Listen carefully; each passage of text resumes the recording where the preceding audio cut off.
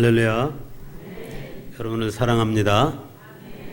네, 예수 안에서 우리가 서로 사랑을 고백할 수 있죠.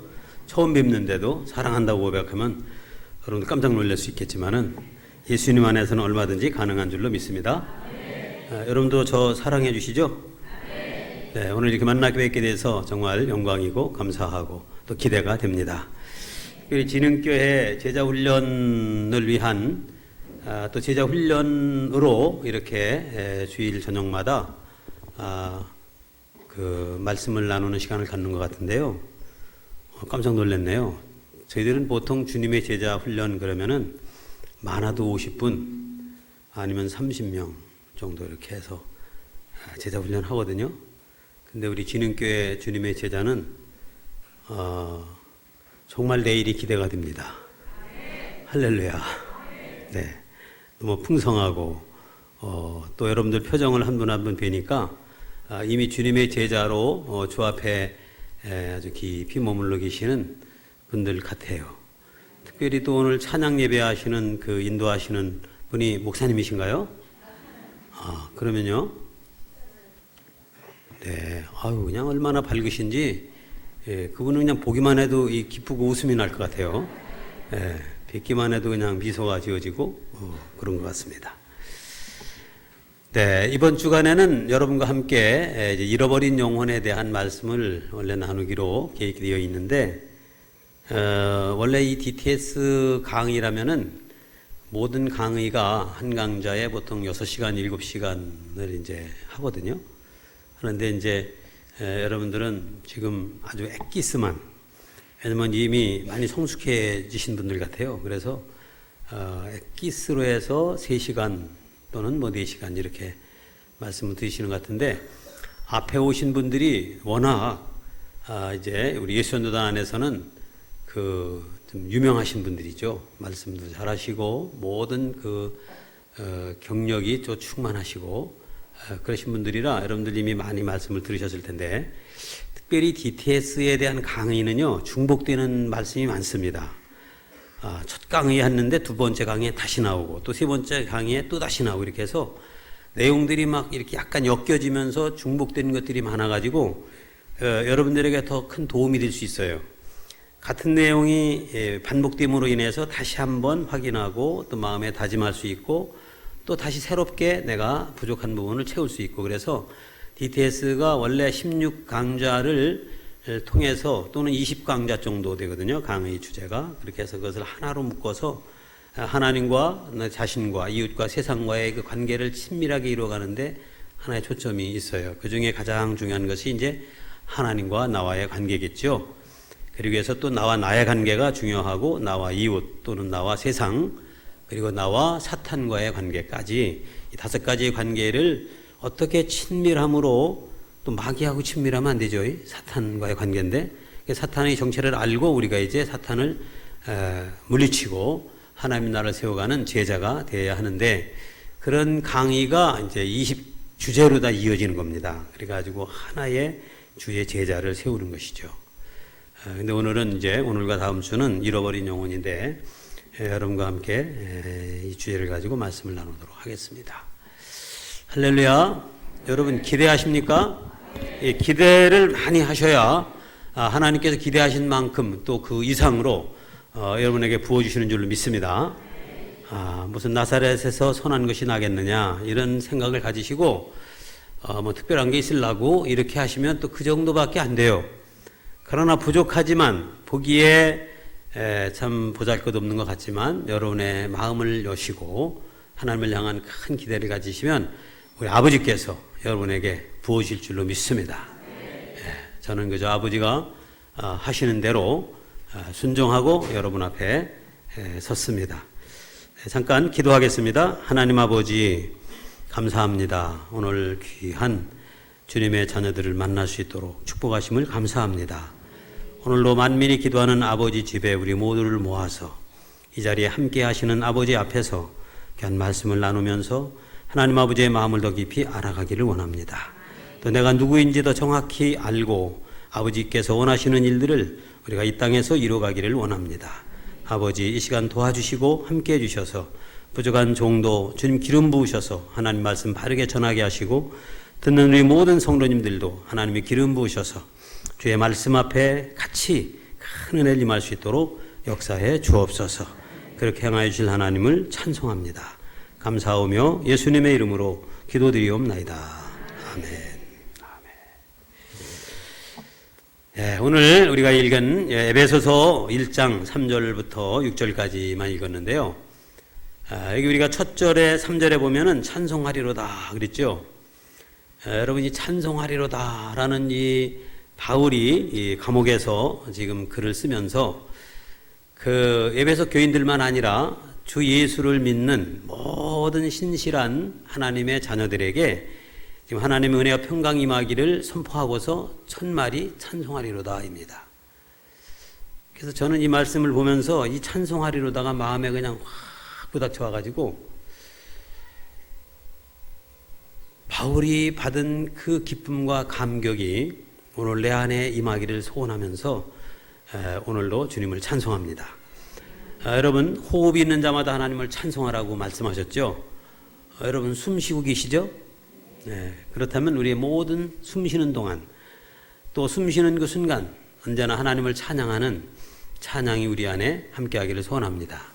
집에 계시든 어디 일터에 계시든 뭐 길을 걸어가시든 숨쉬는 동안에는 호흡 있는 자마다 살아있는 자마다 지금 살아서 숨쉬는 자마다 모두 하나님을 찬양하라 이렇게 말씀하신 것을 우리가 볼 때 찬송은 정말 우리에게 없어서는 안 되고 아니 하나님이 우리를 지으신 것도 찬송하게 하기 위함이라 이렇게 말씀하셨어요.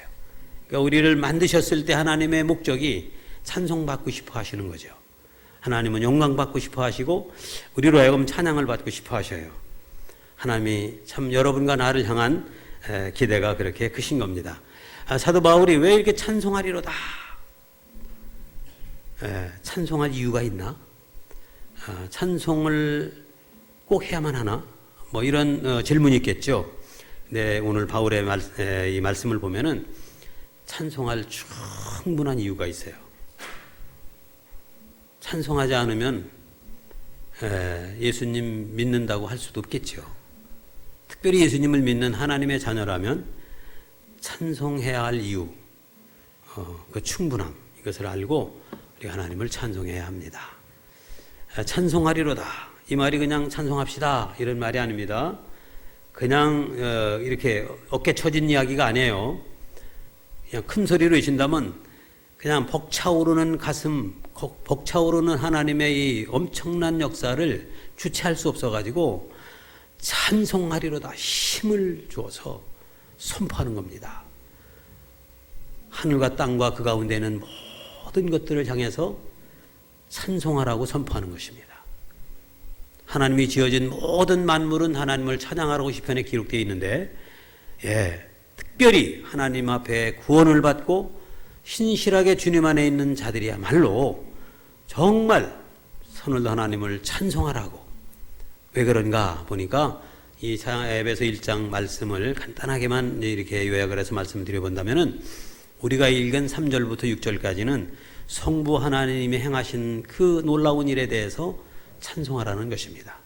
그래서 찬송하리로다 시작한 이 말씀이 6절에 보면은 하나님이 우리에게 행하신 그 놀라운 역사를 찬송하게 하기 위해서 라고 6절 하반에 말씀했어요.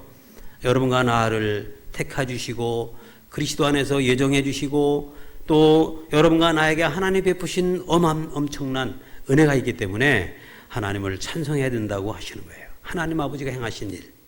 이것은 창세전부터 이미 하나님 안에 꿈꾸시고 하나님 안에 가지고 있던 그 비전을 이제 말씀하시면서 하나님이 그리스도 안에서 예전에 이미 예정하시고 택하시고 또 은혜를 주시고 기업을 주시고 그 다음에 여기 7절부터 12절까지는 성자 하나님 예수 그리스도 그분이 여러분과 나를 향해서 어떤 일을 행하셨는가를 알고 그분을 찬송하라고 외치는 것이었습니다. 우리 주님이 행하신 여러분 너무나 잘 아시죠? 네, 주님의 십자가의 그 피로 말미암아 여러분과 나의 모든 죄를 속량하시고 죄 사해 주셨죠. 하나님의 나라를 기업으로 또한 우리에게 주실 수 있도록 하셨죠. 그분 안에서 받는 놀라운 축복이 있습니다. 하늘과 땅에는 모든 것들이 그리스도 안에서 통일되게 하시는 주님의 십자가, 그 은혜 안에서 하나님을 찬송하라고. 아니, 여기 12절에 보면은 찬송하라고 할 정도가 아니라 찬송이 되게 하신다고 그랬어요. 영광과 찬송이 되도록 그리스도 안에서 여러분과 제가 하나님의 영광이 되고 하나님의 찬송이 된다는 것이에요.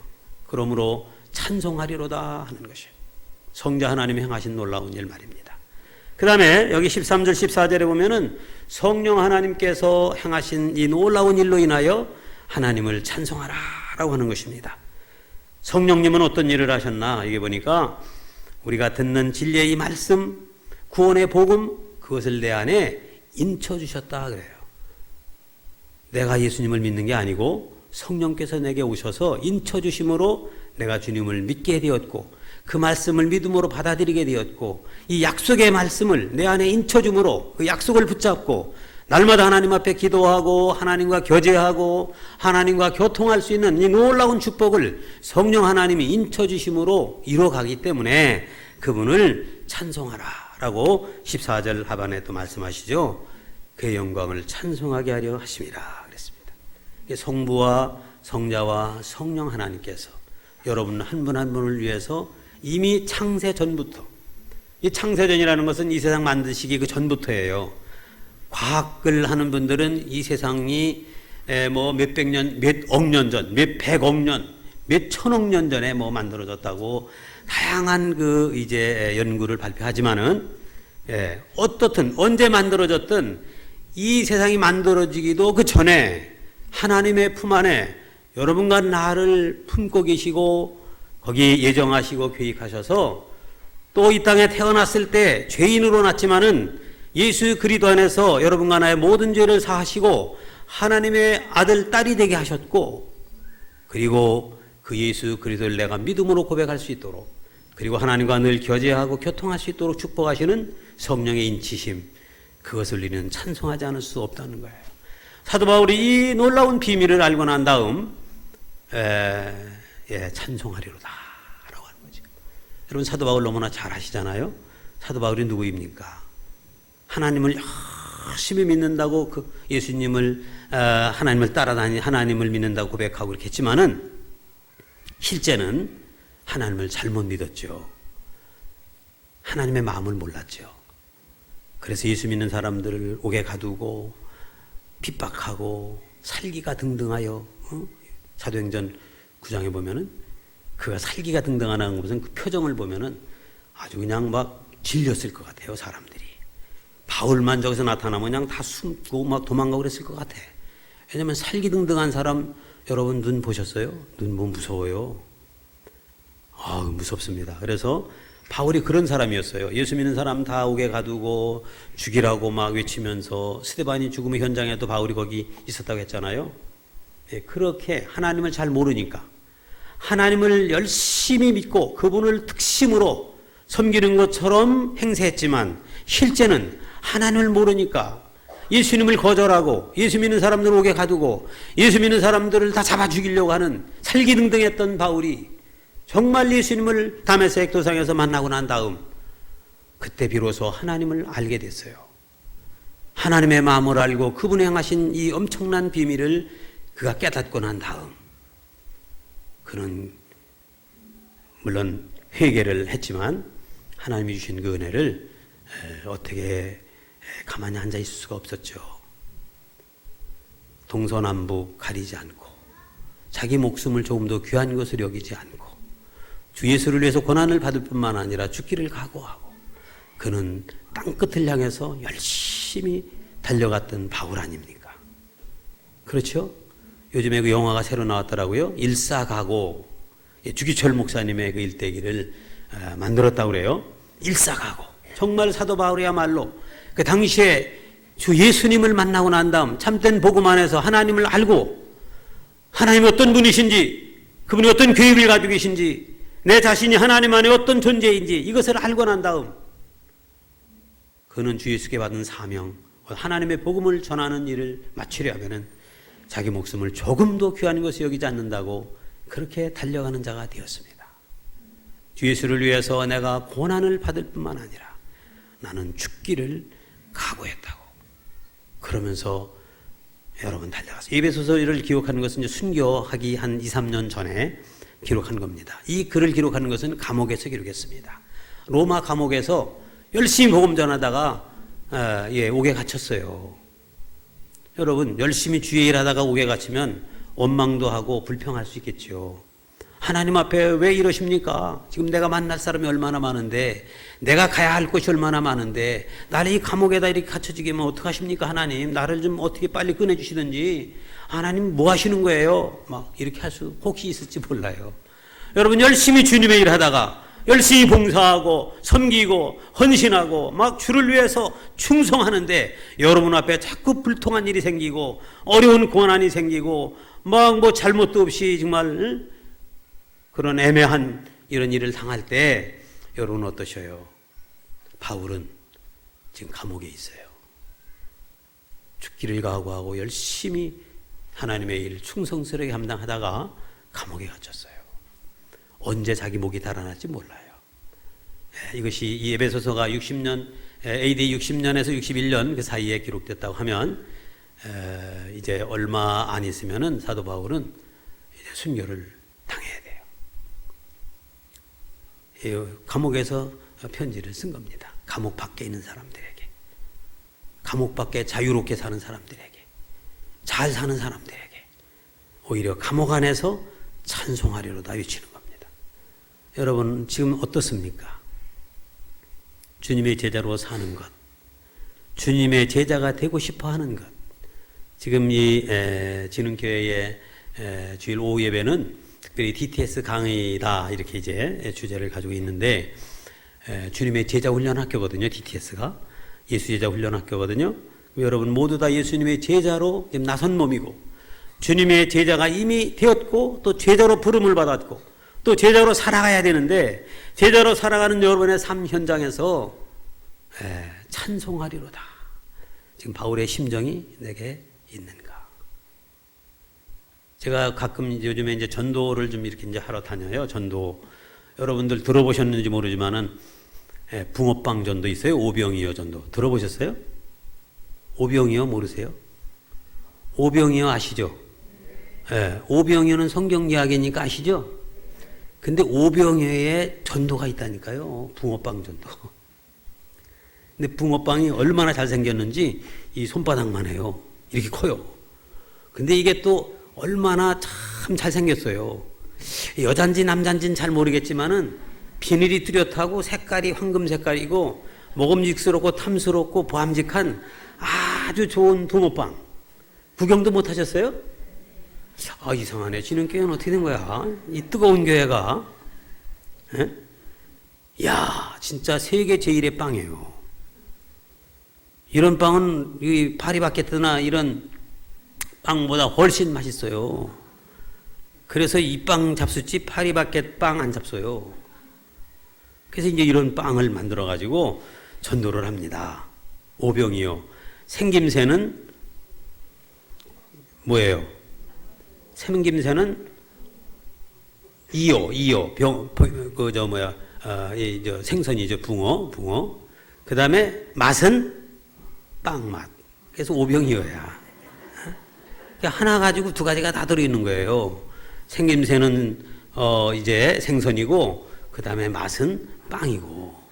근데 그 맛이 세계 제1의 아주 경쟁력 있는 아주 맛있는 빵이라니까요.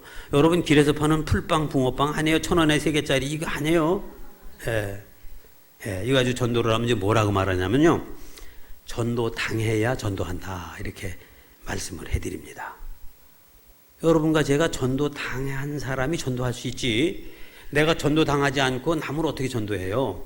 내가 주님의 제자가 되지 않고 어떻게 남을 제자 삼아요? 주님이 너는 모든 족속으로 제자를 삼으라 말씀했지만, 내가 정말 주님의 제자든 제자가 되었을 때에 그 제자를 통해서 또 다른 제자가 세워지는 거지, 내가 제자 되지 않고 어떻게 다른 사람을 제자를 세울 수가 있어요? 그런 생각 가운데서 이제 의미에서 여러분 진흥교회 여러분들 한 분 한 분을 보면은 야, 이건 뭐 세상을 뒤집어 놓을 수 있는 지능교회가 될 것 같아요. 여러분이 주님의 제자로 정말 서서 제자 삼는 일에 나가신다면 예, 모든 족속으로 제자 삼을만 하지요. 할렐루야. 야, 저는 저 제자훈련학교 여러 번 이렇게 가보거든요. 교회마다 이제 가끔 가보면은 이런 제자훈련학교는 처음이에요. 지능 제자훈련학교. 예, 제자 되어야 제자 삼을 수 있어요. 그리스도인 되어야 다른 사람을 그리스도인 되게 할 수 있어요. 내가 예수를 믿고 내가 사도 바울처럼 찬송하리로다. 감옥 가운데 절망하고 낙심하고 한숨 짓고 있는 것이 아니라 찬송하리로다 외치는 이 사도 바울의 심정을 내 마음속에 가져야 다른 사람에게 전도도 하고 제자도 세우고 주의 일을 감당할 수 있다 이거죠. 아멘. 그러기 위해서 오늘 첫 시간에 제가 딴 얘기가 처음에 많이 됐어요 지금. 근데 나를 좀 봐야 돼. 나 먼저 잃어버린 영혼이 누군가. 사실 잃어버린 영혼은요, 교회 밖에 있는 사람들을 잃어버린 영혼이라 하기 쉬워요. 하나님이 지금 방황하는 사람들, 하나님을 아는 것 같지만 모르고 명목상 그리스도인으로 교회 밖에 떠나서 지금 방황하는 저 영혼들을 우리는 때로 잃어버린 영혼이다 그렇게 말할 수 있어요. 물론 맞습니다. 그러나 원래 잃어버린 영혼은 혹시 여러분 아니었어요? 지금은 혹시 여러분 잃어버린 영혼 아닐까요?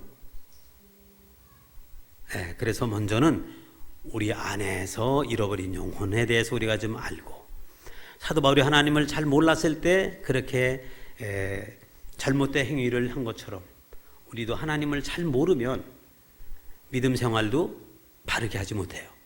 하나님을 알고 하나님을 알려야 돼. DTS라는 제자훈련학교에 큰 주제가 있는데 그것은 그를 알고 그를 알리자예요. 예수님을 알고 예수님을 알리자. 하나님 아버지의 마음을 알고 하나님 아버지의 마음을 가지고 하나님 아버지를 알리자. 이게 제자예요. 그래서 그를 알고 그를 알리자는 우리 예수전도단만 아니라 제자훈련학교 교회에서 하는 모든 DTS 학교의 첫 주제입니다. 큰 어떤 이 간판이죠. 그를 알고 그를 알리자. 그래서 먼저 우리는 그분을 좀 아는 것을 우리가 먼저 해야 돼요. 왜냐하면 제가 이렇게 많은 분들 만나보고 함께 또 내 자신을 보더라도 하나님 아버지에 대한 이 왜곡된 그런 이해 있어요. 잘못 알고 있어요. 하나님을. 잘못 아니까 신앙생활도 하나님을 바르게 섬기지 못하는 것이죠. 공부해서 하나님을 아는가? 공부해서 학적으로 알 수 있겠죠. 그것을 신학이라고 하지 않겠어요? 하나님에 대한 학문. 공부해서 할 수 있어요. 성경 공부하고 신학교에 가서 공부를 하고 다양한 공부를 통해서 하나님에 대하여 우리 알 수 있을 것입니다.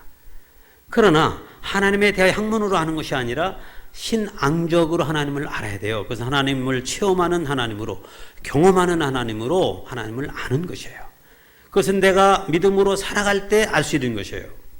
믿음은 말씀을 순종하고 믿음으로 말씀을 내가 살아낼 때 하나님이 행하시는 놀라운 기사와 이적들을 경험하고 그것이 다른 사람 이야기가 아니라 내 이야기로 내가 그 누구에게라도 자신 있게 하나님을 알릴 수 있는 자로 서는 것은 내가 하나님을 만나고 그분과 교제하고 그분을 알아야 되는데 이것을 신앙이라고 해요.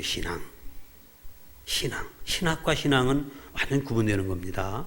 여러분 공부 많이 하셔도요, 공부한 것대로 살지 않으면 그것은 신앙이라고 할 수 없어요.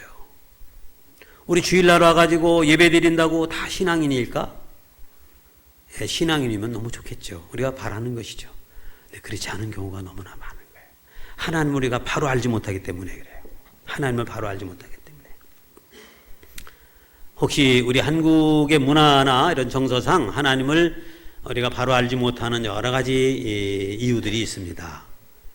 왜냐하면 근본 깔려있는 우리 문화가 있기 때문에, 샤머니즘적 문화가 있기 때문에, 어떤 신관에 대한 잘못된 이해가 있기 때문에, 전설 따라 삼천리에 나온 어떤 신령한 그분이 하나님으로 잘못 알고 그저 그분 앞에 복을 빌어서 복을 받기자 원하는 하나님을 알기 때문에 또 내 병을 고쳐주는 치료의 하나님으로만 알고 치료하는 하나님으로만 잘못 한쪽으로만 알고 있기 때문에 내게 복을 주시고 내게 건강하게 해주시고 내 일이 만사형통하게 해주시고 그저 모든 만복이 내게로 다 오게 하시는 하나님을 그렇게만 알려고 할 때 그 신앙이 잘못되는 거죠.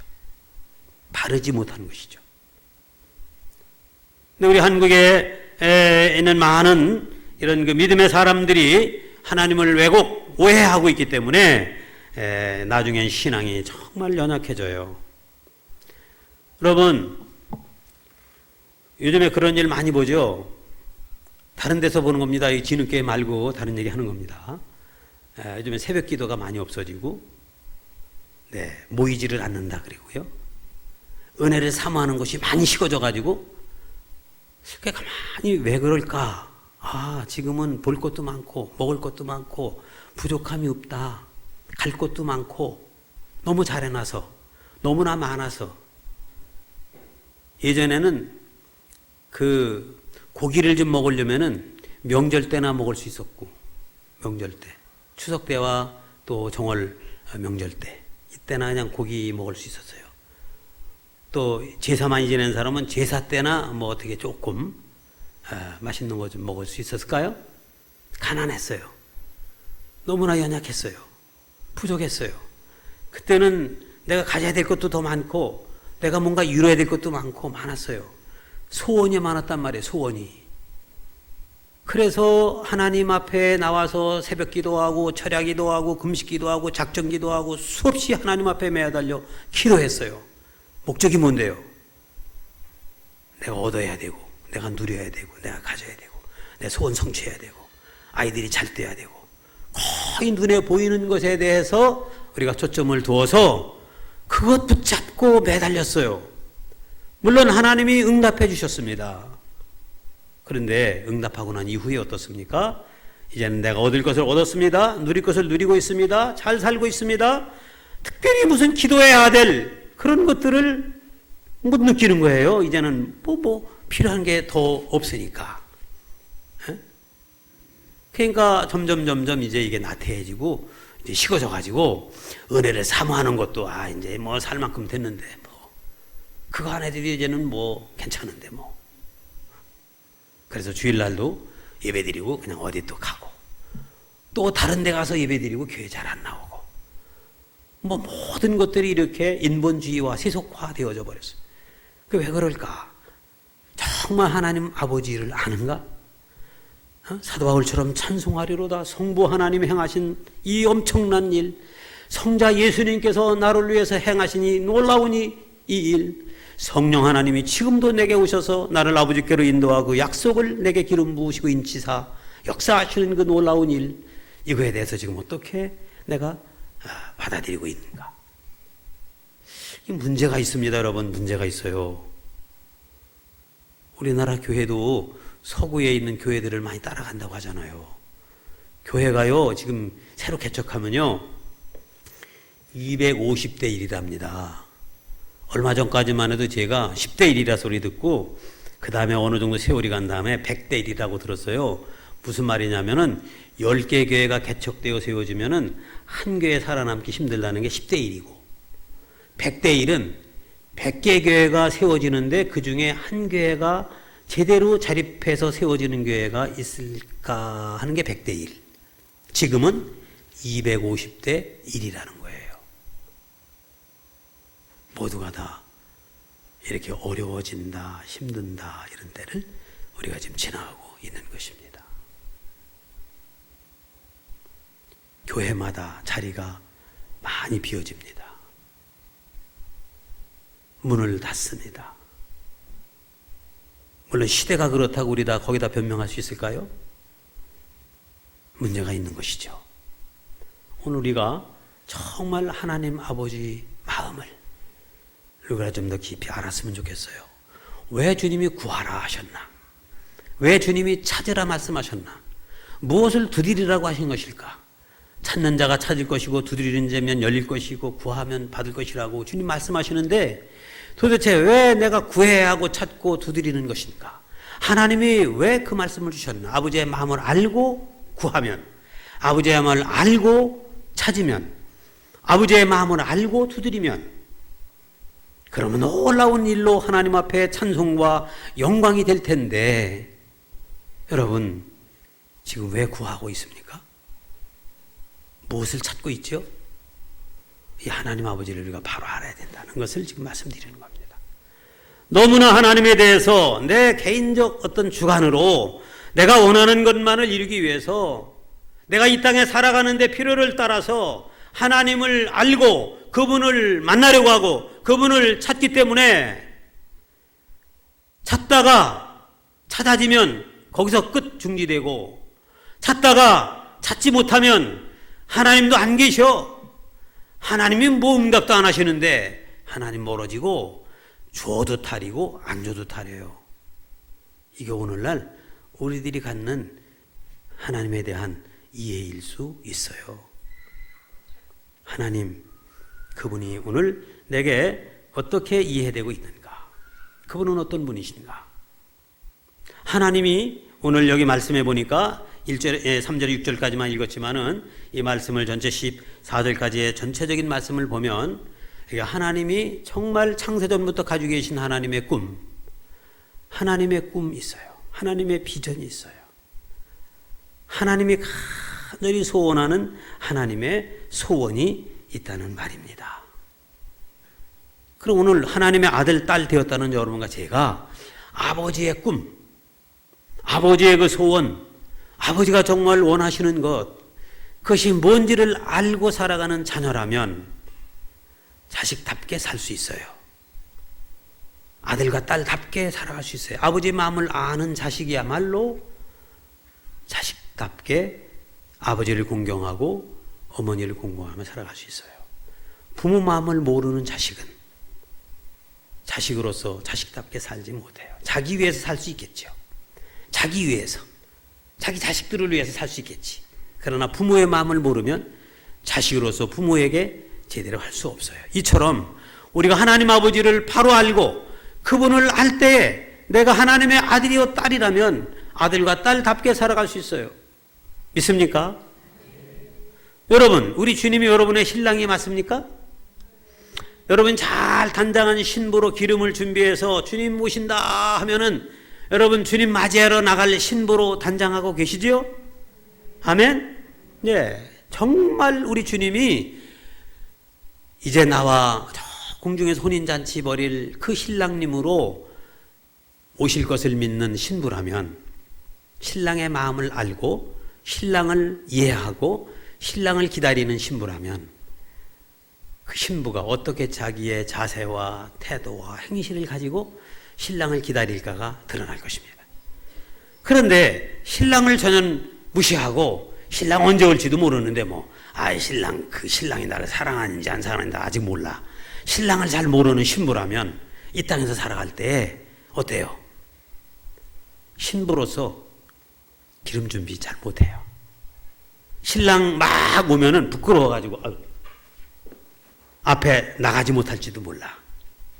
왜? 자기가 신랑을 너무 모르고 맘대로 살았거든. 신랑을 기다리면서 자기를 잘 정결하게 순결하게 지키면서 신랑을 기다렸어야 되는데 그렇지 않았기 때문에. 제가 한 35년, 6년 전에 저 사우디에 갔어요. 사우디에. 거기에 가서 제가 하나님의 은혜를 참 많이 받았어요. 죽음의 자리에서 건짐받기도 하고, 정말 저는 아무것도 할 수 없는 자였는데 하나님이 여기서 그냥 집어 던져가지고 거길 갔어요. 강권적으로, 하나님이 강권적으로. 그래서 거기서 이제 전도하고 또 교회를 이렇게 세우고 이러면서 사우디아라비아에서 이제 한 2년 동안 있었는데요. 그때 거기 나와 있는 근로자들이 많이 있었어요. 그런데 그때 남편을 보낸 아내가 한국에서 여러 가지 실수한 이들이 많았어요. 실수도 있고 잘못하기도 하고, 그래서 가정이 깨지기도 하고. 왜? 신랑은 지금 땅볕에 가가지고 고생하고 있는 그 신랑의 그 마음을 잘 모르고 이 신부가 자기를 잘 단장하지 못하니까. 그러니까 여기서의 삶과 신랑과 이 거리, 이게 문제를 일으킨 거예요. 여러분 똑같습니다. 우리 주님 가셨는데 다시 오실 거예요. 신랑으로 오실 거예요. 여러분 신부로서 자신을 잘 지키고 신랑을 맞을 준비하지 않으면 그러면 아마 그날 부끄러움을 당할 거예요. 신랑을 알아야 신부로서 신부 역할을 할 수 있어. 준비할 수 있어요. 믿습니까? 여러분, 우리 주님이 여러분의 목자가 맞아요? 여러분 양이 분명해요? 그럼 양이 목자의 마음을 알면 그분의 목자의 음성을 듣고 목자를 따르게 돼 있어요. 근데 목자를 모르면 음성도 듣지 않고 따르지도 않는다고 그랬어요. 그러니까 우리가 양이라면, 심적으로 내가 양이라면, 그 목자를 내가 알고 목자를 따라서 가야 되겠죠? 목자를 따라서 가야 됩니다. 그리고 목자를 기다리게 되죠. 그리고 목자의 음성을 듣고 순종하게 되죠. 여러분, 주님이 여러분의 스승인 것이 믿습니까? 정말 주님이 여러분의 스승이에요? 여러분 주님의 제자가 맞아요? 그러면 스승의 마음을 또 알아야 제자로서 스승의 뜻을 따라서 잘 배우고 본받아 나갈 수 있게 되죠. 정말 주님이 여러분의 주인님이 맞아요? 내가 주여 주여 하는 그분이 정말 주인이셔요? 여러분이 종이에요? 정말이에요? 근데 왜 내가 주인 노릇하지? 내가 주인 노릇하는 게 많아요.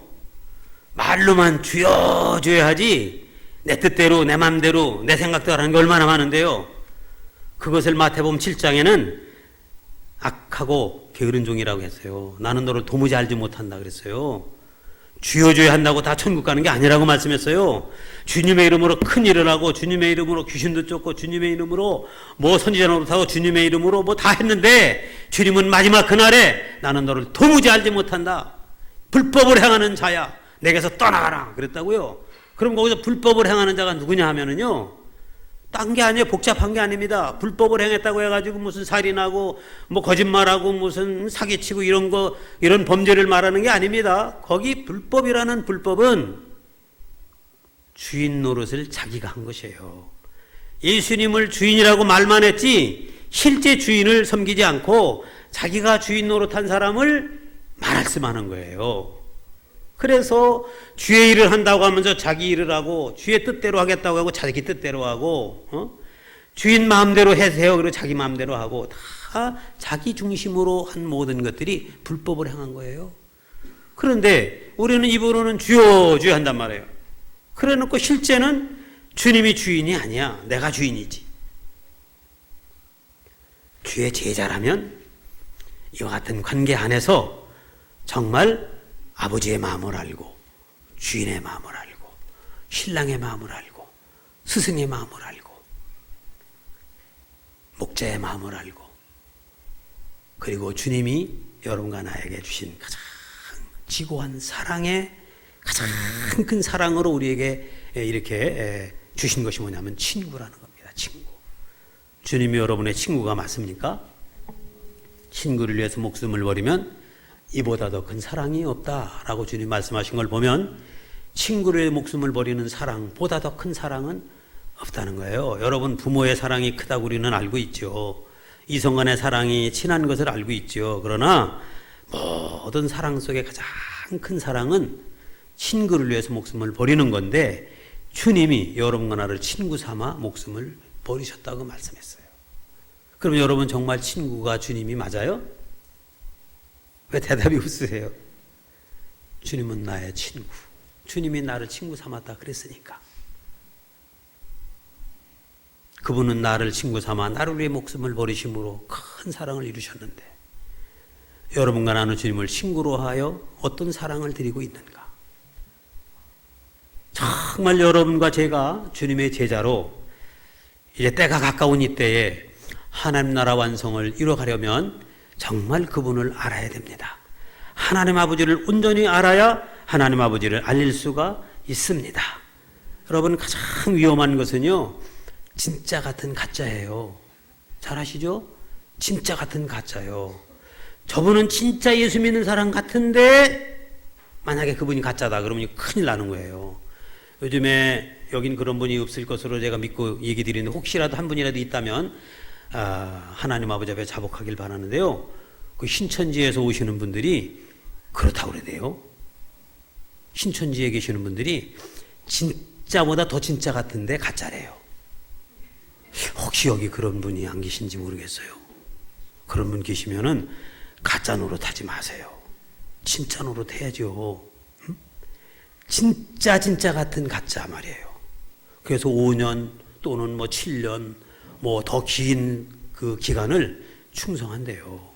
진짜처럼 헌금도 잘하고 봉사도 열심히 하고 뭐 각 기관에 들어가서 열심히 본을 보이고 성가대도 하고 뭐 다양한 것을 봉사를 하면서 진짜보다 더 진짜처럼 충성하고 헌신을 하는데 그것이 가짜라는 거예요. 이거 무서운 거 아니겠어요? 여러분 그게 무서운 거예요. 위조 지폐도요. 문방구에서 파는 가짜 돈은요. 애들 가지고 노는 돈은 그건 아무 상관이 없어요. 누구나 다 아는 거니까. 근데 진짜 같은 위조 지폐가 지금 세상을 막 혼란하게 만드는 것이죠. 응? 그렇지 않습니까? 진짜 같은 가짜 말이에요. 이것이 정말 무서운 겁니다. 혹시 여러분과 내가 진짜 같은 가짜 신자는 아닐까? 한 번쯤은 한번 생각해 볼 필요가 있겠죠. 그것은 여러분 안에 예수님이 계신가? 내 안에 예수님이 계신가? 시험해 봐야 됩니다. 그리고 내가 확증해야 됩니다. 고린도후서 13장 5절에 분명히 말씀했습니다. 이것은 정말 말세 때의 주님이 우리에게 주신 어떤 레마의 말씀일 수도 있습니다. 너희가 믿음에 있는가? 너희 자신을 시험하고 너희 자신을 확증하라. 예수 그리스도께서 내 안에 계신 것을 내가 스스로 알지 못하느냐? 그렇지 않다면 너는 버려진 자니라. 버려진 자니라.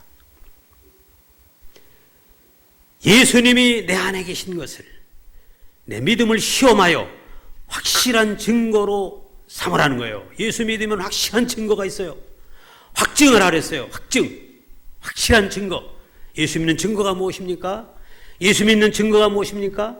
내 안에 예수님이 계신 것인데 정말 내 안에 예수님이 계시다면 정말 내 안에 예수님이 계시다면 예수님은 말씀이고 빛이고 생명이고 그분이야말로 내가 생명이다, 내가 진리다, 내가 길이다, 내가 빛이다.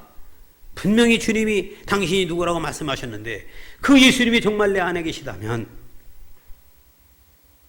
어떻게 그럴 수가 있는가? 그렇죠?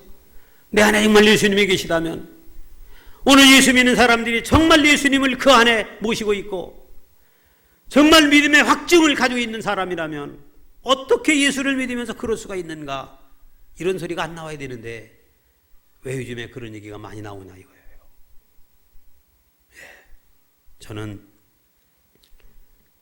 하나님이 특별한 그 경험을 너무 많이 시켜주신 것 같아요. 근데 그것이 제가 한때는 내가 저주받은 인생인가 이랬어요. 하나님 앞에 말이죠. 하나님 앞에 내가 저주받은 인생입니까 하나님? 왜 나에게는 이런 일이 계속 반복되고 왜 나에게는 이런 골목길 벼랑길 무슨 이 혼돈의 길 이런 길을 계속하고 이렇게 해야 됩니까? 하나님께 제가 반문한 적이 있었습니다. 근데 주님이 가르쳐 주셨어요. 네가 선지자에 가는 길을 아느냐? 네가 성경에 나오는 선지자들만 하더라도 우리 한국 초대교회의 믿음의 우리 열조들을 보더라도 그들이 어떤 길을 갔느냐? 이 질문을 하시는 거예요. 이 선지자들을 성경에서 구약의 선지자들을 보고 이렇게 예수님의 제자들을 보고 하니까 예수님의 제자들은 거의 다 순교당했잖아요. 또 구약의 선지자들도요. 아주 모델로 하나님이 세운 그 선지자들이 많아요. 여러분 호세아를 잘 아시죠? 호세아. 에레미야를 아시죠? 이사야를 아시죠? 아모스를 아시죠? 성경에 나오는 모든 선지자들 말이죠. 하나의 모델로 세웠더라고. 모델로. 여러분 그중에 호세아 어떠세요? 호세아. 하나님이 호세아 보고 장가가라고 그래서 장가갔어요. 근데 아내까지 또 데려다 줘가지고 아내를 맞이했어요. 그 아내가 어떤 아내였어요? 건전하지 못한 아내였죠. 근데 그 아내가 결혼만 했지 집에서 잘 안 살아. 밤중에 밖에서 그냥 뻑국 소리 나면 자꾸 집에서 나가. 응? 그래가지고 나갔다 오면은 뭔가 배가 부르고 그래. 그래가지고 아이를 셋씩이나 낳았어요. 그래 놓고서는 또 이 여자가 또 도망가 버려요. 남편하고 자식을 버려두고. 근데 하나님이 그걸 모르셨을까? 근데 호세아를 장가를 들여가지고 어떻게 그런 아내를 맡게 해가지고 또 하나님 강권적으로 하신 거예요. 장가 가라고.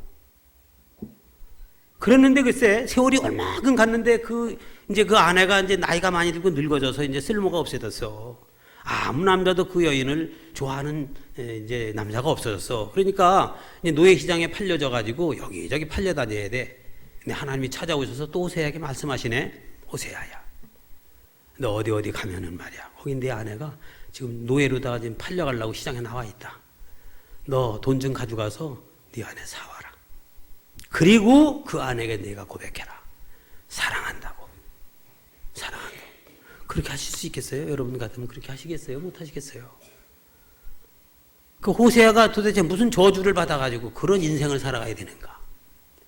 그런데 거기 보니까 하나님께서 그를 하나의 모델로 세우신 거더라. 이스라엘 그 백성들에게 그들이 간음하고 영적으로 간음하고 우상 섬기고 뭐 육신적인 빠져있는 그들에게 하나의 교훈을 주려고 그 사건을 스토리를 만드신 거더라고 하나님께서. 그러면서 이스라엘 백성들에게 그 말씀을 전하게 한 거예요. 내가 너희들을 이렇게 사랑했는데 너희들 간음하고 육신의 정욕과 세상의 정욕에 다 빠져가지고 그래도 나는 너희를 사랑한다는 하나님의 사랑의 마음을 이스라엘 백성들에게 알리기 위해서 호세아를 그렇게 세운 거더라고요. 에레미야는 어때요? 장가가고 싶은데 근데 장가하지 말라 그랬어도 장가도 안 가. 근데 열심히 하다 또 감옥에 갇히고 핍박받고 막 장가도 못 가고. 뭐 성경에 그런 모델이 말이에요. 저는 고난의 어떤 모델로 세웠나 봐요. 저는 고난 엄청 받았어요. 정말. 근데 그 고난을 누구한테 받았느냐? 이게 중요해요. 제가 고난을 받았는데 사기도 당하고 거짓말에 속기도 하고 뭐 다양한 교회 건축할 때 교회 건축에 참 멋지게 해줬잖아요. 교회 건축할 때 거기 뭐 일꾼들이 너무 많아요. 각 부서별로 돌하는 사람, 미장하는 사람, 벽돌하는 사람, 뭐 창호하는 사람, 무슨 바닥하는 사람 뭐 다 달라. 전기하는 사람 뭐 다 달라. 업자들이.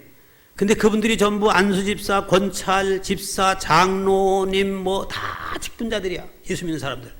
거의 90% 이상이 예수 믿는 사람들이었어. 근데 그분들이 그렇게 거짓말하더라고. 그분들이 그렇게 교회를 건축하는 일에 와가지고 골탕을 먹이더라고. 그래가지고 전부 부실로 해놓고 다 가짜라고 돈 받아먹고 도망가고.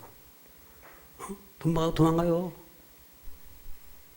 그래서 교회 건축하다 제가 나중에 질통지고 나중에 직영해가지고서 이제 마쳤는데요.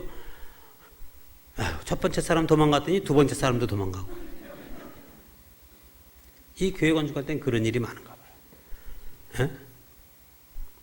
야, 전기하는 분은 전기 한 군역이 전기 통신이 있고 전기가 있고 다양한 이 파이프를 여러 개 연결해가지고 다 따로따로 넣어야 되는데 한 구멍에다가 통신, 전기, 뭐를 다 집어넣었어요. 와, 그래 나중에 그것을 다시 재공사했어요. 그분이 권찰님이야. 지능교회는 뭐 절대 그런 분이 없을 줄로 알고 혹시라도 있다면 회개하시고 잘하시기 바랍니다. 아니 그뿐만이 아니에요. 제가 저기 어디 남양주 어디에다는 아주 크게 제자훈련학교 센터로 해가지고요 한 처음에 한 4,500평을 개발을 해다가 이제 1,000평은 땅값 모자라서 팔고 3,500평을 개발을 해가지고 다 했는데 10몇 년을 걸렸어요. 그런데 와서 사기치고 거짓말하고 건축비 다 받아먹고 도망간 사람이 다 신학생이고요. 안수집사고요. 이게 무엇인가? 잘못됐구나. 이 교회가 잘못됐고 이것은 목회자인 내가 잘못됐구나. 제가 회개를 참 많이 했습니다.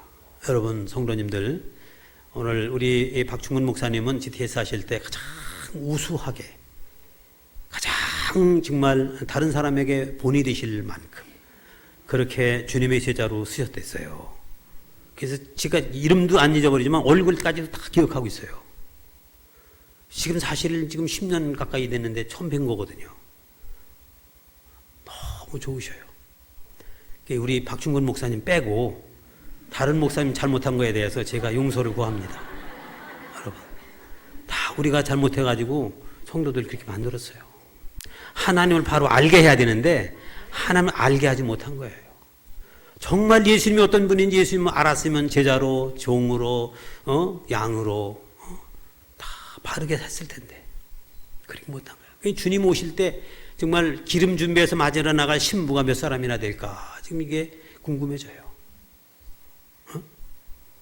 분명히 성경에 5대5더라고, 5대5. 10명 중에 5명은 준비되어 있고 5명 준비 안 됐더라고. 다 주님을 기다리는 사람들이었어요. 준비 안 된 사람이 있고 준비된 사람이 있어요. 정말 그분을 알아야 제자로 살아갈 수 있는데 이 가짜 같은 진짜 이것이 아주 위험한 것입니다. 여러분, 정말 여러분을 향한 하나님의 그 마음 말입니다. 하나님의 꿈, 이것을 좀 깊이 우리가 알고 그리고 우리 하나님 아버지를 알리는 제자가 될 수 있기를 소원합니다. 그러려면 첫째, 하나님께서 여러분을 영광으로 여기신다는 것을 꼭 마음에 두시기 바랍니다. 여러분은 하나님의 영광이다 이거예요. 영광은 아무데나 영광을 찾는 게 아닙니다. 모든 일에 승리가 있고 거기 모든 일에 정말 축복이 있고 모든 일에 하나님 앞에 향기로 드려질 수 있는 것이 영광이에요. 영광. 근데 여러분 한 분 한 분이 하나님 앞에 영광이라고. 우리가 하도 죄에 찌달리다 보니까 자기가 낮은 자존감 속에서 나 같은 것이 뭘 할 수 있어. 난 아무것도 못해. 아유, 나는 진짜 못난이야. 나는 그냥 바보야. 아유, 나는 진짜 그냥 이렇게 스스로 자기를 너무 자학하고 자기를 낮게 취급하고 이 죄가 그렇게 만든 거거든요. 근데 하나님 아버지 그렇게 절대 안 보십니다. 하나님은 사이즈로 보지 아니하시고 여러분의 생명을 보십니다. 여러분, 우리 한국 사람들이 이 사이즈 문화에 때문에 지금 망하는 길을 가고 있는 것을 우린 기억해야 돼요. 사이즈. 가정에서도 아버지 사이즈는 크고 아내 사이즈는, 자식 사이즈는 작고 남편의 사이즈는 크고 아내 사이즈는 작고 이 사이즈 문화가 한국의 전체적인 어떤 문화의 배경이에요. 예? 어디 목회자들 모임에 가도 교회가 크냐 작으냐의 사이즈에 따라서 사람이 존귀하냐 천하냐가 거기서 판가립니다. 뭐를 많이 가졌느냐 없느냐, 돈이 많으냐 가난하냐 이런 걸 가지고 사람의 빈부 귀천 이것을 따지려고 해요. 이것이 여러분 우리 영혼을 망치는 것입니다. 하나님은 절대 그렇게 보지 않거든요. 여러분, 예수님이 사마리아 우물가에 있는 여인을 찾아갔을 때 사마리아라는 동네가 어떤 동네입니까? 그 땅은 이스라엘 유대인들이 땅을 발로 밟지도 않던 땅이에요. 그 땅은 저주받고 더러운 땅이에요. 그 땅에 발을 밟으면 같이 저주 더러움이 와요. 발 수 없는 땅. 거길 가셨어요. 거기서 그 여인은 어떤 여인입니까? 남편을 5이나 바꾸고 지금 사는 남편도 자기 남편이 아닌 여자. 정오에 물길러 나왔다고 하는 것은 사람을 기피하는, 사람 만날 수 없는 부끄러움과 수치를 가져가는 살아가는 사람. 그러니까 사마리아 땅이 더러운 땅으로 발을 밟지도 못하는 땅인데 그 땅에 사는 사람 중에 가장 저급하고 수치스럽고 부끄러운 그 여인을 예수님이 만났다는 것을 우리 기억해야 돼요. 그분 한 사람 만나려고, 그 여인 하나 만나려고 주님 굶주리시면서 배고프시면서 거기 우물가에 피곤하셔가지고 앉아 계셨었다고. 그럼 주님이 사이즈를 봤어요? 주님은 오히려 그런 거 사이즈 오히려 잘난 척하고 큰 척하는 대제사장이나 이런 바리새인들이나 이런 사람들을 막 혹독하게 야단쳤습니다. 주님은 생명으로 보는 겁니다. 하나님의 형상과 모양을 따라 지어진 존귀한 가치를 거기서 보는 거예요. 하나님 아버지가 여러분 한 분 한 분을 영광으로 삼으신다니까 아유 겸손 떠는 거 그거 겸손이 아니에요. 교만입니다. 감사합니다 해야죠. 하나님 고맙습니다. 나 같은 것을 하나님의 영광으로 삼으시다니. 아버지 정말이시죠? 그래요 맞아요 하고 내가 아버지의 아들 딸 된 것에 대한 확신을 가지고 아버지가 나를 영광으로 삼았다는데 여러분 기뻐하셔야 되죠. 아멘? 여러분 기뻐하십시오. 내가 갖지 못해도 상관없습니다. 내가 못 배웠어도 상관없습니다. 내가 어느 가문에 태어났어도 상관없습니다. 어떻게 내가 이 세상에 나왔는지 상관없어요. 아버지가 창조주이십니다. 아버지가 나를 만드신 것이에요. 그런데 오늘 말씀에 보면 창세전에 이미 그리스도 안에서 나를 예정하시고 그분의 품에 품었다고 하니까 이거는 엄청난 사건인 것입니다. 내가 누구인가? 난 하나님 앞에 너무나 존귀하고 소중한 하나님의 영광이다. 뿐만 아니라 오늘도 여기 말씀해 보니까 하나님께서 그 마음에 품고 계신 게 영광만이 아니고요, 비밀이 감추어둔 존귀한 자다. 비밀 아시죠? 비밀은요 아무데나 드러내놓은 게 비밀이 아닙니다. 보통 사람이 개인적인 비밀도 있고 국가적인 비밀도 있고 뭐 다양한 비밀이 있는데요, 비밀 그러면 그것은 소중한 것이고 귀한 것이에요. 아무데나 내어놓을 수 없는, 정말 이것은 내가 마지막 카드로 쓰기 전까지는 그냥 내놓지 않는 그 비장의 그 소중한 것. 여러분 운동선수들이 운동할 때 처음부터 자기 모든 기량을 발휘하지 않습니다. 처음엔 일단 기본적인 자기의 어떤 실력을 발휘하지만 그게 좀 딸릴 때는 그보다 조금 상위 것을 쓰고 나중에 정말 안 되겠다 싶으면 비장의 카드를 꺼내는 겁니다. 그게 비밀인 것입니다. 근데 하나님께서 여러분 한 분 한 분을 하나님의 품 안에 비밀이 감추어 두셨었다 이거예요. 그래서 때가 되어 여러분을 드러내게 하셨다. 그럼 여러분 얼마나 존귀한 존재입니까? 묻혀있던 진주가 밭을 갈다 보니까 발견된 것처럼 여러분 한 분 한 분은 이처럼 이 시대에 가장 소중하고 가치 있는 존재로 하나님께서 드러나게 하셨다는, 하나님의 비밀을 세상 가운데 알리고 드러나게 하신 하나님의 비밀 여러분이에요. 하나님 여러분 이 시대에 쓰고 싶어 하시는 거예요. 이 시대에 하나님이 마지막 카드로 여러분을 부르신 것이고 여러분을 주님의 제자로 세우시는 거예요. 아멘. 이 놀라운 이 일을 우리가 묵상하고 하나님을 서야 합니다. 뿐만 아니라 오늘 성경은 말씀하기를 하나님께서 여러분을 특별히 마음속에 예정하셨다. 아시고 결정하신 거예요.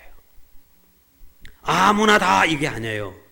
로마서에 보니까 그가 여러분을 알고 안 그를 예정하시고 정하시고 정하신 그를 부르신 그를 영화롭게 하셨다 이랬어요.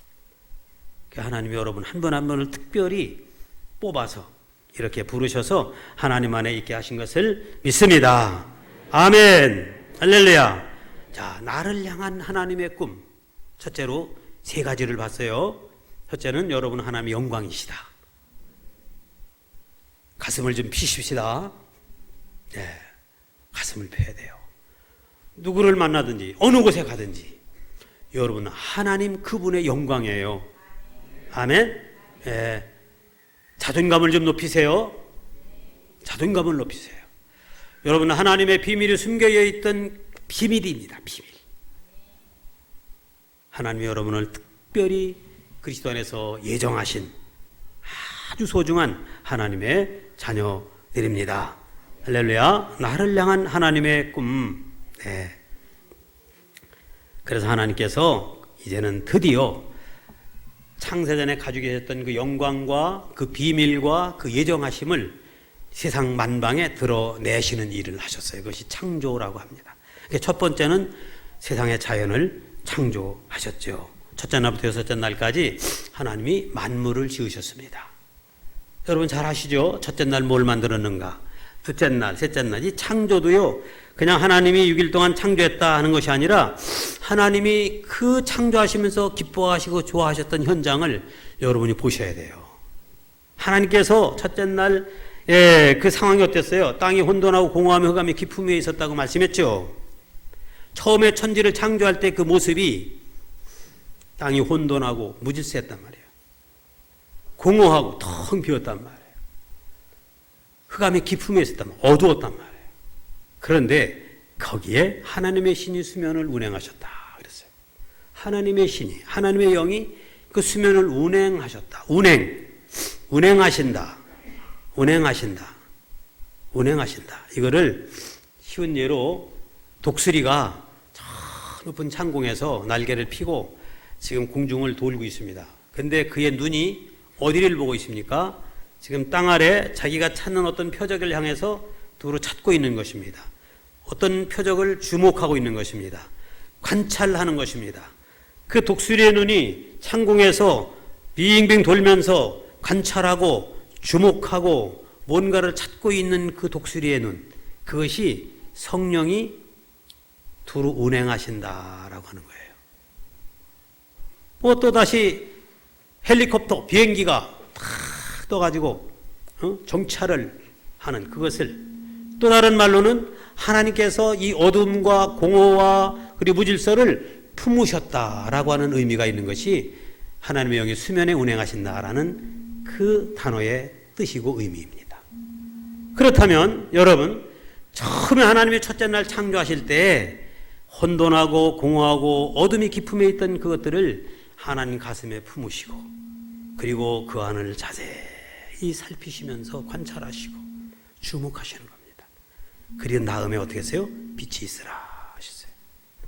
빛이 탁 있어지니까 무질서한 거 질서가 탁 잡히고, 텅 비었던 것들이 확 채워지고, 어둠이 깊었던 것들은 빛 가운데 쫙 드러나고, 이 첫째 날 창조예요. 그러면서 그것을 보시면서 하나님이 얼마나 좋아하셨습니까? 보시기에 심히 보시기에 좋아하셨더라. 둘째 날, 둘째 날 주님이 또 창조하셨죠.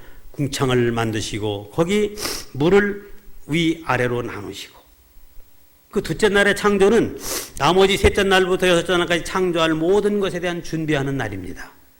참 하나님이 긴장하시는 날이에요. 여러분, 그냥 하나님이 전능하신 분이라고 해가지고 그냥 뭐 뚝딱뚝딱 만들어 치신 게 아닙니다. 하나님 얼마나 지혜로우신 지혜로 창조하셨는지, 완벽하게 모든 것을 창조하셨는지, 그 하나님의 창조하신 현장을 우리가 잠언서를 통해서나 또 다른 성경 말씀을 통해서 우리가 볼 수 있어요. 욥기에서도 나오고요. 그런데 그 창조 현장에 하나님이 어떻게 그 만물을 지으셨는지 알 수 있어요. 근데 둘째 날 제가 말씀을 묵상하다가 특징을 하나 발견했어요. 매일매일 주님 지으실 때에 기뻐하시고 좋아하셨는데 둘째 날은 좋아하셨다는 말씀이 없더라고. 그래서 왜 이날은 주님이 좋아하셨다고는 말씀을 안 하셨을까? 이걸 묵상하는데 두 가지로 다 나는 생각을 해봤어요. 하나님 앞에 하나는 하나를 둘로 나눌 때, 이 궁창을 만들고 물이 이제 있을 때 궁창 위의 물과 궁창 아래의 물로 이게 쪼개져서 나눠질 때 하나님이 나눠지는 것이 주님이 기뻐하시지 않은 것인가? 이렇게 처음에는 이제 단순하게 생각을 해봤어요.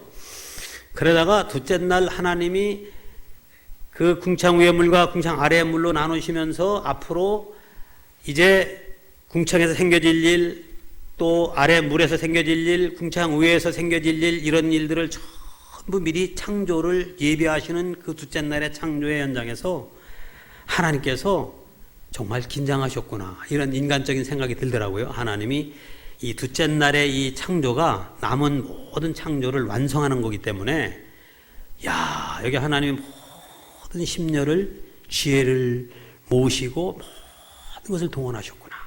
둘째 날. 그런 주님의 그 마음을 봤어요. 아버지의. 셋째 날, 넷째 날 동일하게 하나하나 지으시고, 여섯째 날 육지에 있는 동물들을 만드시고 다 이렇게 만드셨어요. 그리고 일곱째 날 쉬시는 안식일을 또한 창조하셨죠. 자, 첫째 날부터 여섯째 날까지 이거 만드실 때 이제 제가 조금 속도를 내는 것입니다. 시간을 단축하기 위해서. 일단은 이렇게 하나님이 세상을 만드셨어요. 자연 만물을 만드셨어요. 첫날부터 기가 막히게 이 모든 만물을 만드셨어요. 그러시면서 좋아하셨어요. 자, 그때 여러분, 하나님을 지금 알아가는 건데, 하나님께서 뭘 그렇게 만드시면서 좋아하셨을까? 또 뭘 그렇게 그냥 온 정성을 다해가지고 신경 쓰면서 그렇게 만드셨을까? 왜 그러셨을까? 여러분 생각해 보셨습니까? 왜 그러셨을 것 같아요? 하나님께서. 누구를 위해서? 무엇 때문에? 왜 그러셨을까요? 제가 첫 번째 말씀드렸어요. 하나님 품 안에 가지고 계신 영광과 비밀과 예정에 대해서 말씀했습니다. 그 핵심 초점이 바로 여러분이었습니다. 그럼 둘째 날 만물을 창조하실 때에 하나님의 온 정성과 모든 것들을 거기 동원해서 만드시면서 그렇게 기뻐하시고 좋아하시는 것은 누구 때문일까? 누구 때문이겠어요? 답이 나오잖아요. 그죠? 바로 하나님의 형상과 모양을 따라 지어질 사람, 여러분 한 분 한 분을 위해서 주님이 그렇게 행하신 것입니다. 여러분 창세 전부터 그분 안에 품에 디자인하시고 설계하시고 꿈꾸시고 그렇게 영광스럽게 생각하시고 비밀이 감추어 두셨고 그것을 그리스도 안에서 예정하셨다가 이제 세상에 만들어낼 때에 그것이 누구를 위한 것이겠느냐 이거예요. 바로 여러분 한 분 한 분을 위해서, 사람을 위해서. 근데 제가 볼 때 사람이라는 단어가 성경에서요, 여러분 단어를 찾아볼 때 제일 처음 나오는 단어는 특별한 의미가 있습니다.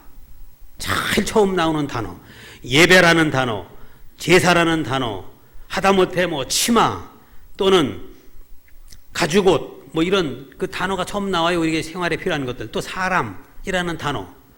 여러분 치마라는 단어 아세요? 치마? 우리가 입는 치마. 언제 처음 나와요? 창세기 3장에 나오잖아요. 범죄하고 난 다음에 아담과 하와가 나뭇잎을 따가지고 치마를 만들었더라 할 때 치마가 나와요. 부끄러움을 가리기 위해서. 가죽옷은 언제 나와요? 가죽옷 만든 제단사 그 옷 만드신 분이 누구예요? 하나님이시죠. 역시 그 치마가 부스러지고 약하니까 하나님께서 짐승을 잡아가지고 가죽옷을 지어서 입혔더라 그랬어요. 그러니까 하나님이 제단사더라고. 야, 가죽옷 그 밍크옷을 처음 하나님 만들어가지고 사람에게 입혔더라고. 그렇죠? 예. 예배, 제사. 아브라함이 이삭을 드릴 때 이때 다 그 예배라는 말이 나오고 다 이렇게 처음 나올 때 가장 의미가 있어요. 사람. 창세기 1장 26절, 28절까지 우리가 우리의 형상을 따라 사람을 만들고 할 때 그 사람이라는 단어가 처음 나오는데 사람이라는 단어는 아무데나 쓰는 게 아니에요, 여러분. 똑같이 우리 이렇게 똑같이 생겼다고 눈, 코, 입 이게 똑같이 생겼다고 다 사람이 아니라니까.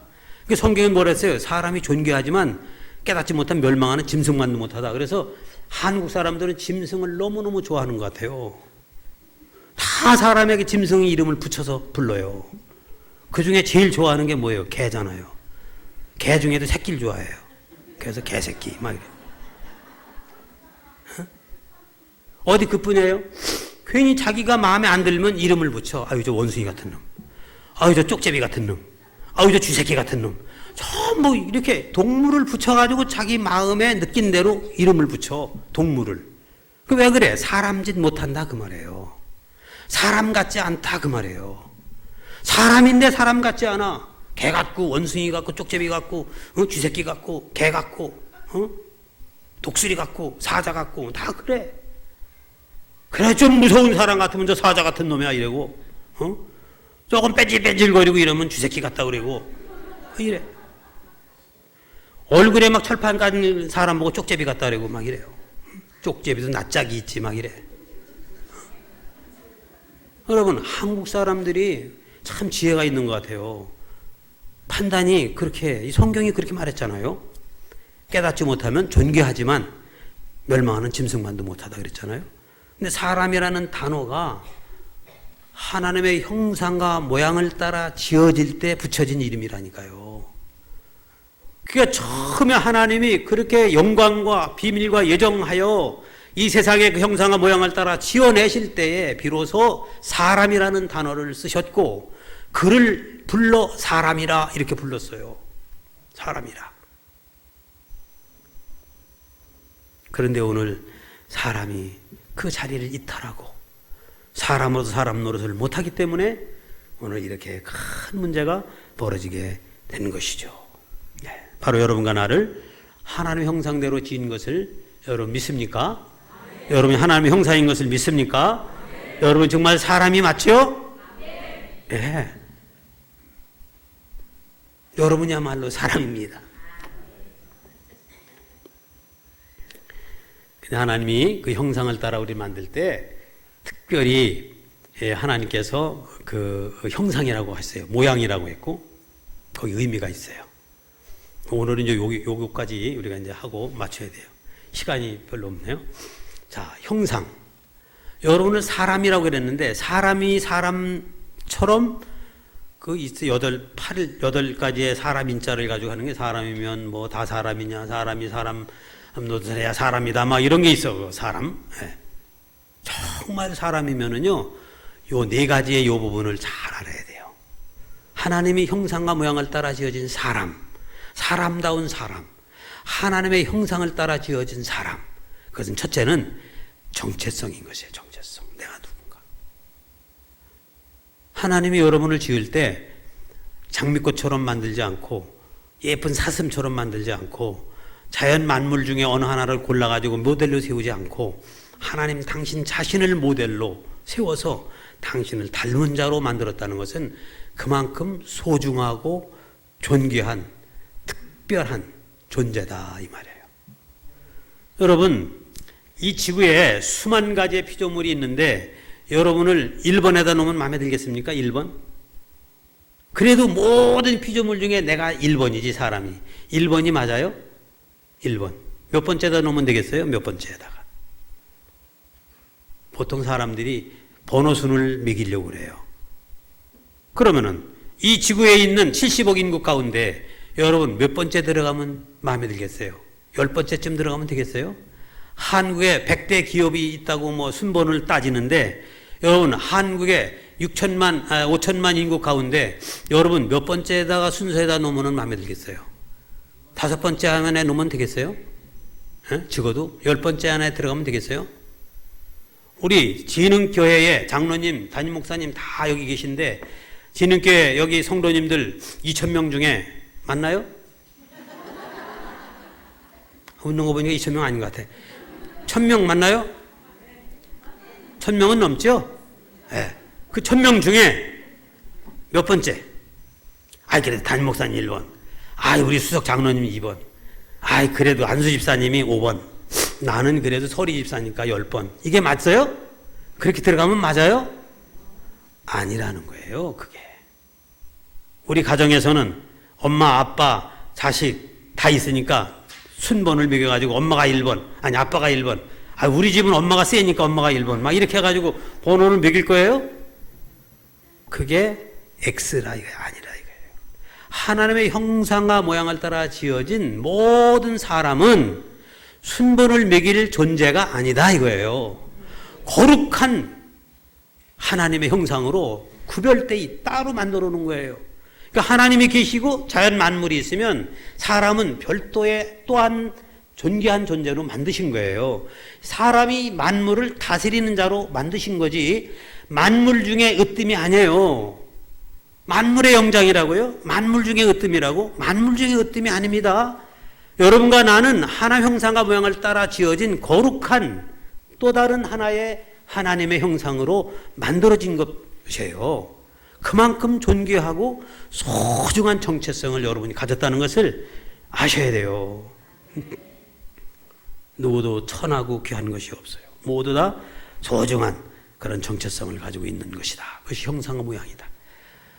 또 하나 형상과 모양이라 할 때는 하나님과 여러분이 가까이 서로 만나서 대화하고 교통하고 서로 나눌 수 있는 상대성으로 지어진 존재인 것이에요.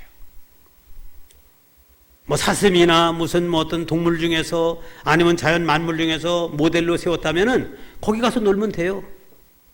그런데 특별히 하나님의 형상과 모양을 따라 지었다는 것은 하나님을 만날 수 있는 자로, 하나님과 교제할 수 있는 자로, 하나님과 사랑을 나눌 수 있는 그런 상대성을 가지고 여러분을 지었다는 거예요. 이 엄청난 일 아닙니까? 그래서 하나님을 만날 수 있는 사람은 여러분이에요. 또 하나, 하나님 형상과 모양을 따라 지었다는 것은 영광, 아까도 영광 말했지만은 영광스러운 존재로 여러분을 세상에 드러내어 놓는 가시성을 가지고 창조한 겁니다. 하나님은 여러분을 당신의 형상으로 세상에 선포하시는 겁니다. 나, 아무개가 바로 나다. 여러분 서로 한번 얼굴을 봐주실래요? 서로 한번 얼굴을 봐주실래요? 옆에 있는 분 얼굴을 보시면서 우리 찬양 한 장 하십시다. 이제 끝날 시간이 몇 분 남았냐면 8분 남았습니다. 3시 30분까지라고 제가 약속을 들었으니까요. 근데 조금 더 오버할지 뭐 모르겠어요. 하여튼 명강사는 일찍 끝낸다는데 저는 명강사가 아니라서. 자, 형제의 모습 속에 또는 자매의 모습 속에 여러분 찬양하시죠? 아시죠? 그 찬양을 한번 해보겠습니다. 자, 시작. 형제의 모습 속에 보이는 하나님 형상 아름다워라. 존귀한 주의 자녀 됐으니 사랑하며 섬기리. 자, 옆에 분 분명히 보시고 형제의 모습 속에 자매의 모습 속에 보이는 하나님의 형상 아름답다 그랬습니다. 그죠? 자, 옆에 분 한번 다시 한번 보세요. 하나님의 형상을 보시는 거예요. 네, 보세요. 이름을 보시고 하나님의 형상을 보시는 거예요. 정말 아름답습니까? 너무 존귀합니까? 자, 그만 이제 여기 보세요. 어디가 하나님 형상 닮았어요? 확실해야죠. 우리는 확실해야지. 그냥 굴러 넘어가면 안 돼. 자, 어디가 하나님 형상 닮았어요? 예, 그래요. 하나님의 형상을 닮은 여러분을 세상 가운데 내어보내면 세상 사람들 여러분을 보고 아, 하나님의 형상이 저런 거구나. 하나님은 정말 계시구나. 아, 하나님의 모습이 저런 모습이겠구나 라고 사람들에게 여러분을 선포하는 거예요. 그래서 하나님 형상과 모양으로 지은 거예요. 하나님의 꿈이 있으시죠. 하나님의 마음 안에 가지고 계신 꿈이 있어요.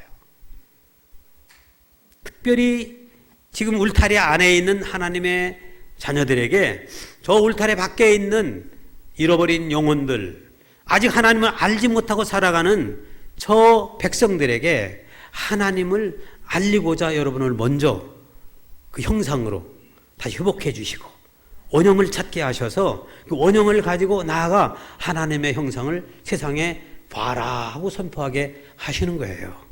아멘. 성경에 보니까요 그런 말씀을 하셨어요. 여러분의 모습을 세상 가운데 선포해 가지고 명성을 날리게 하겠다고 그랬어요. 이거 하나님이 약속하신 말씀입니다. 명성을 날리겠대요, 여러분을. 예? 여러분을 세상 가운데 명예와 명예를 높여주시고 또 그 이름을 높이 드러나게 하겠다라고 주님이 약속하셨어요. 야, 그래서 여러분 하나님 형상과 모양으로 지었다. 나를 보면 아버지를 보았거늘. 예수님께서 아버지를 보여달라는 빌립에게 말씀했죠. 바로 세상에 나가서 하나님 어디 계셔요? 하나님을 뭐 봐야 알죠? 하는 분들에게 여러분 교만이 아니에요. 나를 보면 하나님을 보았거늘. 그것은 눈, 코, 입 이걸 가지고가 아니라 성품으로 보여지는 성품. 하나님의 성품. 사랑의 성품, 인자한 성품, 의로운 성품, 진실한 성품, 거룩한 성품, 자비로운 성품, 이런 하나님의 성품으로 우리가 하나님의 형상을 세상 사람들에게 드러내어서 알려주는 이것이 형상과 모양을 따라 지어진 여러분과 저희다. 마지막으로 한 가지, 하나님 형상과 모양으로 지었다는 것은 이제는 하나님께서 천지 만물을 창조하시고 난 다음 너희들이 이 땅을 다스리고 정복해라. 온 땅에 충만할지어다 하실 때 세상을 섬기며 다스리도록 여러분에게 사명을 주셨어요. 그래서 형상과 모양을 따라 지었다는 것은 사명성을 주신 거예요. 여러분, 하나님이 태초에 이제 사람을 만들 때 그 만드시는 현장에 여러분 한번 지금 같이 여러분 저하고 한번 같이 가보겠습니다. 하나님께서 첫째 날, 여섯째 날까지 모든 하늘에 있는 새, 바다 밑에 물고기, 땅에 각종 씨 맺는 열매 맺는 나무와 식물들, 그리고 모든 들짐승과 함께 모든 만물을 다 지으셨습니다. 다 다 만들었습니다. 그래 놓고 마지막 이제 먼지, 흙을 모아서 사람을 만들기 전에 하나님이 어떻게 하셨느냐 하면요, 봐라, 하늘을 보시면서, 땅을 보시면서, 바다를 보면서, 모든 식물들을 보면서, 보아라 여기를 주목. 주목이 뭔지 아시죠? 주목 바로 그러면은 조금 자유를 주는 것이고, 주목하면 여기 봐라 이거예요. 학교에서 교장 선생님이 훈시하실 때 강단에 서가지고 주목 하면 여기를 딱 봐요. 여기서도 보고 여기서도 보고 다 봐요. 하나님이 사람을 만들 때 왜 그렇게 만드셨는지 조금 이따 이제 여러분이 알게 될 거예요. 보아라 주목하니까 각종 식물들, 동물들, 뭐 나르는 새들 모두 다 하나님을 향해서 집중하여 주목합니다. 그때 하나님께서 사람을 만드셔요. 내가 이제 나의 형상과 모양을 따라 사람을 만들려고 하노라. 너희들이 보거라 하고 하나님이 사람을 만드실 때 그 광경을 본 자연 모든 만물들은 하나님 만든 사람 앞에 그 권위에 복종하게 만드시는 거예요. 사람의 그 권위 앞에, 하나님이 주신 권위 앞에, 형상과 모양을 따라 지어진 인생 앞에 모든 만물은 복종하고 순종하고 따를 수 있도록 권위를 사람에게 주시기 위해서 모든 만물을 주목시킨 거예요. 하나님 만드시는 것을 모든 만물이 봐요. 다 만들더니 딱 이렇게 세우더니 네가 보아라. 하늘과 땅과 바다와 그 가운데 있는 모든 것을 내가 너에게 주노라.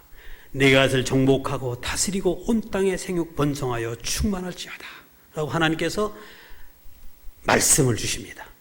그때 자연 만물들이 하나님이 자신들은 있으라 해가지고 있었고 다 이렇게 만들었는데, 특별히 그 형상과 모양을 따라 지어진 인생에게 하나님께서 천하 만물을 다스리고 정복하도록 그 모든 권위를 위임해 주셨을 때